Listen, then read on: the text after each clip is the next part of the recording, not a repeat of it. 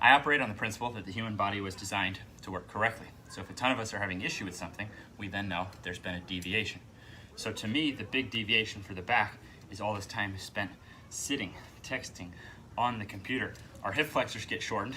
We're not really stretching out here, because at least if we're like sitting around the campfire like this, it's at least lengthening the glutes, it's at least strengthening the lower back muscles, okay? So these bodies were working right and didn't all have back pain before these desk jobs started. So this is just one factor, but to me this would be the biggest deviation. So if we take low back pain, now we look at, well, that's incorrect. The body wasn't designed to have low back pain. What's the biggest deviation? Now, how do we solve that deviation? To me, the biggest part of that is the ATG split squat. Notice the back knee is not touching the floor. So what's happening is by doing my exercise in this manner, I'm loading through a hip flexor stretch. So that's creating real length in the area. I'm not just resting here and pushing against it, nor am I strengthening in a partial range. I'm letting those hip flexors stretch under load.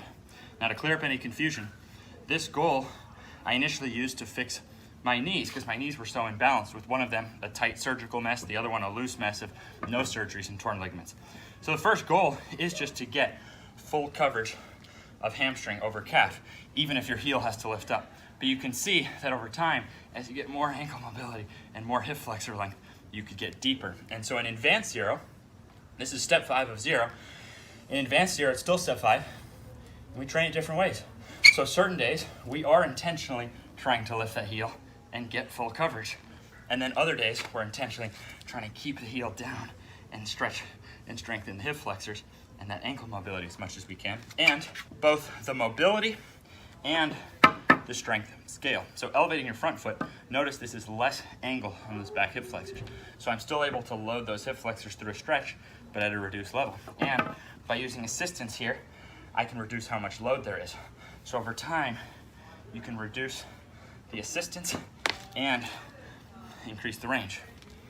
That ATG split squat alone might be enough for most of us not to have lower back pain. However, we have to acknowledge that we did originally sit like this, so that creates lengthening through those glutes.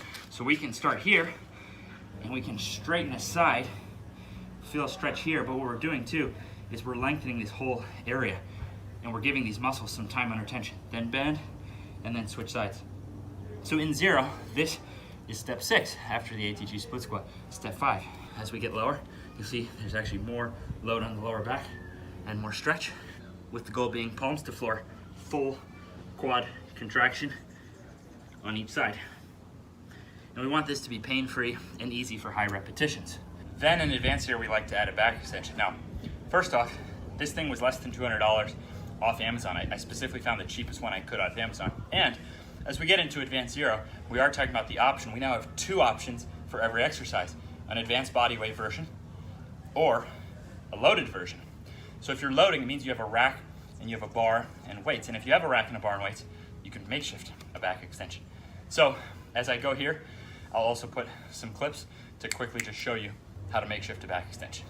Now the first step would be getting comfortable for 25 reps, full range. That means going down as far as you're comfortable, like not just stopping short arbitrarily. Let yourself go down, and then when you come up, squeezing those glutes, because actually if you go here, look, you're cheating gravity, so there's not as much tension here as here. So this does allow a more advanced body weight version than the elephant walk stretch. Then, once you can do 25 in a row, you now are gonna try to build back up to 25 in a row, single leg. Now this is no joke. We're now getting a really nice stretch there and a really nice squeeze. And what's interesting I've noted is in basketball, I've done thousands more jumps off my left leg, pulling with that hamstring. So on this, when I do my left side, my hamstring barely burns, but my lower back muscles, which I guarantee as a right-handed person, I haven't, when I reach for the groceries with one arm, it's not with the left arm, right? It's right here. So my right side is so strong, I don't feel any burn when I do the right side, but I feel my hamstring, which has thousands less jumps. Anyways, it doesn't mean we're all in balance, but it's pretty cool that compared to just trying to progress to loads or deadlifts or something like that, which is totally fine, but if we look at a deadlift, how much stretch is going on and then how much load is there at the top? There's actually no load at the top. So I think a deadlift would be much better than nothing, but I just think that this would be more specific for longevity and for athleticism. So this is my choice. And then I do one day where I'm mastering my body weight, and then another day where I'm loading. dumbbell at the chest would be a really simple way. And again, I'm 30. I'm trying to jump higher when I'm 40 than I do now. So again, that's kind of some insight. I have to think of the most strategic thing to bulletproof my body. So in terms of loading heavier, I'm then going like this, putting a bar on my back. So I don't think you need to go bar on back.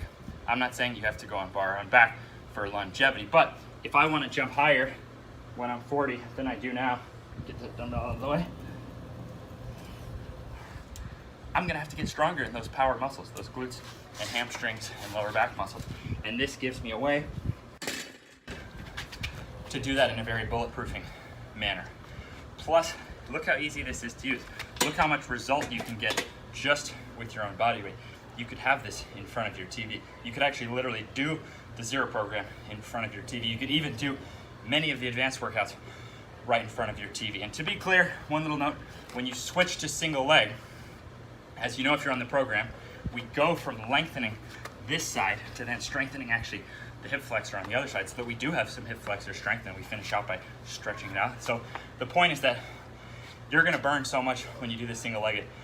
I'm saying to try to build up to 25 in a row, then you actually go to your hip flexor exercise, then you come back and do the other side working toward 25 in a row. So once it goes to single leg, you're then gonna balance out with your hip flex work. So I think I've covered everything here, but this used to be normal. Back pain was abnormal. Now, this became normal. And for me, I'm still like this. I am on the computer many, many hours a day, writing articles, updating the site, the app, everything. So I'm living like this. I'm not trying to avoid living like this, because I know that most of us are gonna be living like this. And I have absolutely zilch, zero ever in my lower back, but I'm doing what is, based on physics, common sense to reverse the flows of excess sitting.